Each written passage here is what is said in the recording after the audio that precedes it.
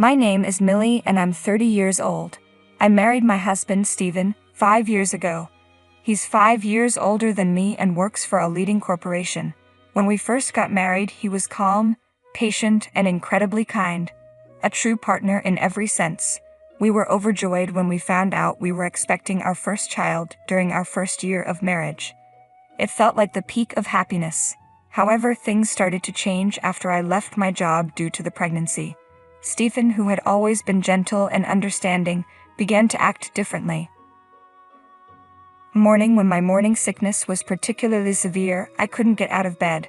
I ended up dozing off until late afternoon. When Stephen came home, I explained what happened, expecting some understanding.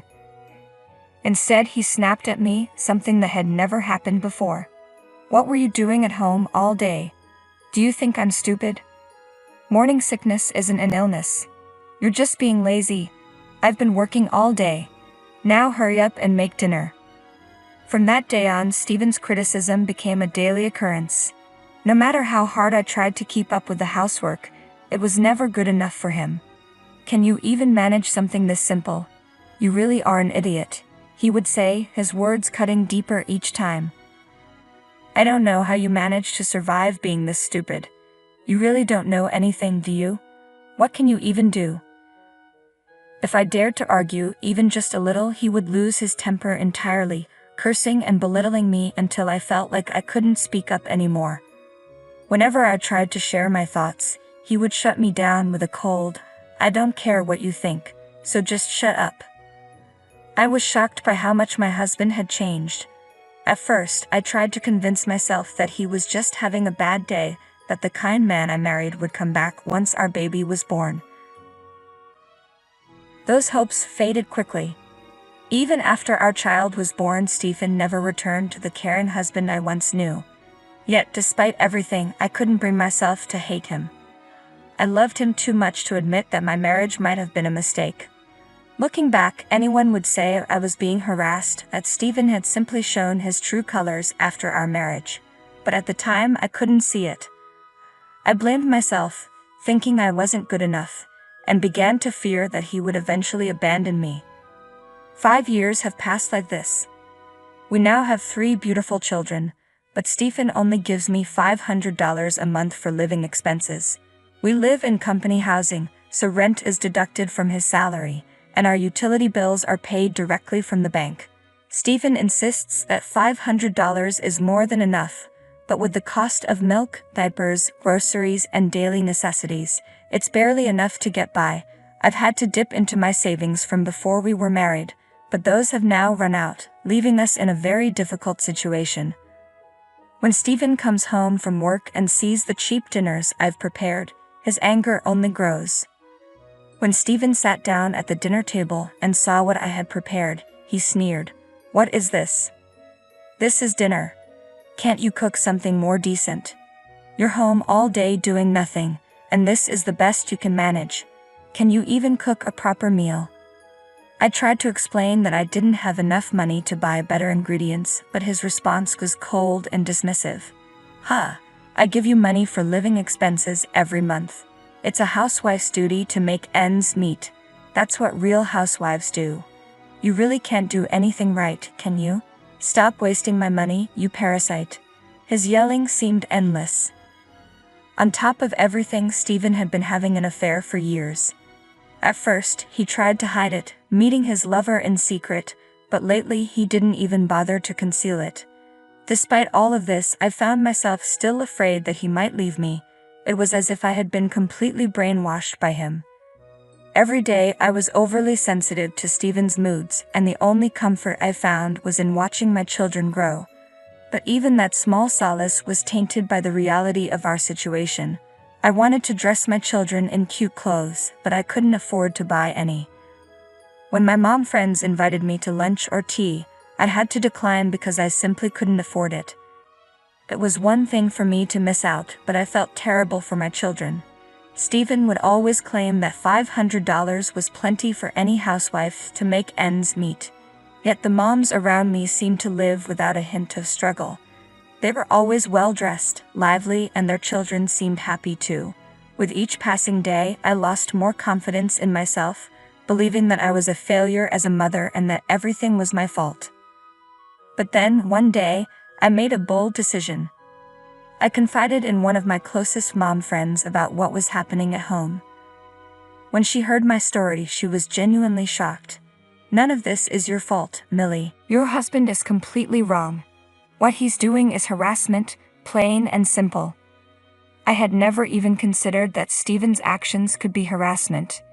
"There's absolutely nothing wrong with you, Millie," she continued. "You're neither stupid nor incompetent. You're a wonderful mother." Her kind words gave me the courage I needed.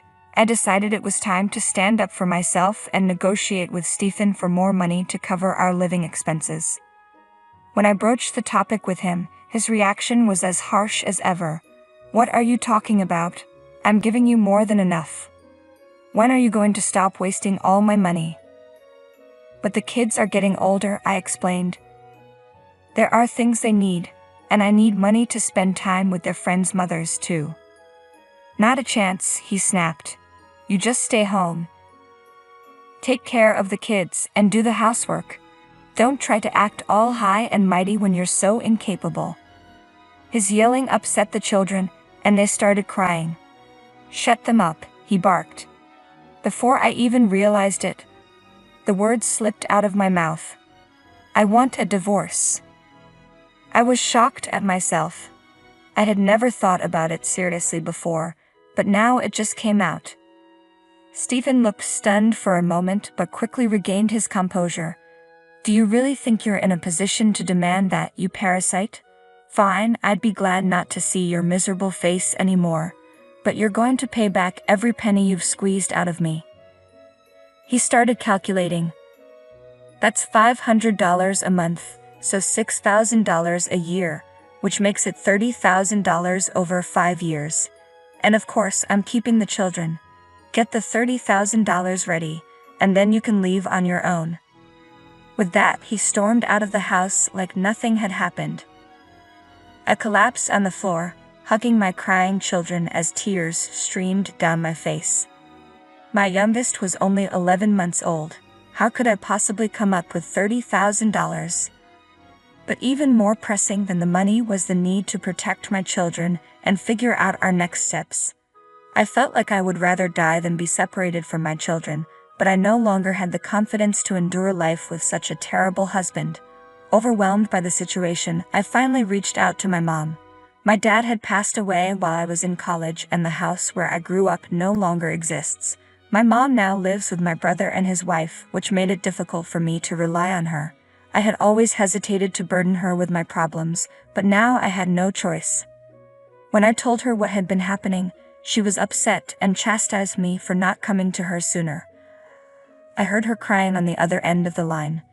She assured me that both my brother and his wife were deeply concerned and insisted that I come to their house as soon as possible.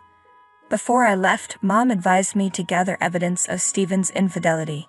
So I started documenting his actions, including receipts for gifts and brand name products he bought for his lover, as well as hotel receipts for their stays together. I collected credit card statements and other evidence as Stephen was careless with his paperwork. Mom hired a lawyer to handle the legal matters. The lawyer spoke with Stephen, who was adamant that he didn't want a divorce, even if we were to live separately.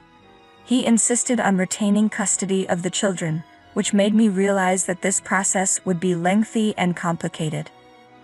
I began preparing to move the children to my brother's house. But as this was unfolding, we received unexpected news. Stephen had been diagnosed with stomach cancer. Fortunately, it was detected early, and the doctors said it could be treated with surgery. Stephen was admitted to the hospital for the procedure. Without him at home, life felt incredibly peaceful and refreshing. I experienced a calmness that I hadn't felt in a long time. Perhaps it was because I finally had a moment to breathe and focus on my own well-being and that of my children. Notice that with the stress of Stephen's absence, I had become more cheerful, and my children seemed livelier and happier than usual. Seeing them so well and thriving only strengthened my resolve to get a divorce. I had no regrets about leaving a husband who claimed his cancer was a result of the stress caused by my actions. Determined to raise my children on my own and ensure their happiness, I felt ready to move forward with my life. Then unexpectedly, Stephen's attitude softened. He expressed a willingness to divorce me, claiming that his cancer and the threat to his life had made him realize he wanted to start fresh. He wanted to reset his life and leave behind what he deemed unnecessary, including me and our children. It was clear that even in such a dire situation, Stephen's focus was solely on himself. I was taken aback by his callousness, particularly his dismissive attitude towards our children. Despite this, I saw no reason to reject this opportunity to finalize the divorce. I acted quickly to complete the process before Stephen could change his mind. He no longer seemed to care about maintaining a relationship with the children, so I asked him to sign a pledge stating that he would never see them again. While this arrangement was convenient for me as it meant I would not receive child support, Stephen agreed to a substantial financial settlement. I also demanded compensation from his lover. Finally, I was able to finalize the divorce. Stephen, concerned about public perception, told his colleagues and neighbors that I was the one who left him as soon as he fell ill. I was frustrated by how selfish Stephen could be, but more than anything, I was relieved to be free from him. My life was finally beginning, and with a deep sense of happiness and liberation, I left the house where I had spent so many years with him. Shortly after my departure, I learned that Stephen had married the woman he had been seeing for years, who apparently worked under him at the office. I found a new apartment near my brother's house, where I'm raising the children with the support of my mother, brother, and his wife. I also secured a job. Though it has been challenging, I'm much happier now than I was before. 6 months later, my mom received a call from Stephen's father, which made me worry that something might have happened to him. I quickly called back to learn that Stephen had gone through another divorce. Fortunately, his cancer had not recurred, and he was in good health. Stephen had been living peacefully with his new wife, but it appears he started harassing her as well. She left him promptly and filed for divorce, making a public scene at their workplace, which led to Stephen's dismissal. He's now moved out of company housing, paid additional compensation to his ex-wife, and has no money left. He's returned to his parents' home, drained and defeated. Stephen is now saying he wants to see his children and start over with me. His father, unable to bear seeing Stephen in such a state, decided to reach out to me. I felt a surge of anger at the thought of Stephen's selfishness and the disruption he's caused. Finally free, I was stunned when Stephen appeared before me, as if from a ghostly apparition. After years of infidelity and his new marriage, he had been divorced within 6 months, entirely his own fault. Now, instead of showing any remorse, he wanted to see his children and start over. Who did he think he was? Who was the parasite now? I was at a loss for words, struggling to control my anger. I told Stephen I never wanted to see him again before hanging up. A few days later, as I was heading home from work, I was shocked to find Stephen waiting for me in a park near my house. My heart nearly stopped when I saw him. He looked pale and exhausted. For a moment, I didn't even recognize him. "Millie," he said. "I realize now that you're the only one for me.